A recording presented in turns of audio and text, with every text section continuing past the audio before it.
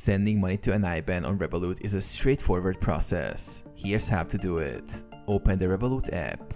Launch the Revolut app on your smartphone and log into your account. Navigate to Payments. Tap on the Payments tab at the bottom of the screen.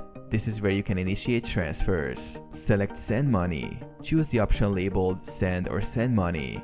You will have various payment options to choose from. Choose International Transfer. Tap on International to send money to an IBAN. Select the currency you want to send, as it may differ from your account's default currency. Enter IBAN details. Input the recipient's IBAN carefully. Ensure that you double-check the number for accuracy, as mistakes can lead to failed transactions. Add payment amount. Enter the amount you wish to send. Revolut will display any applicable fees and the estimated delivery time. Review and confirm. Check all details for accuracy, then tap Confirm to initiate the transfer.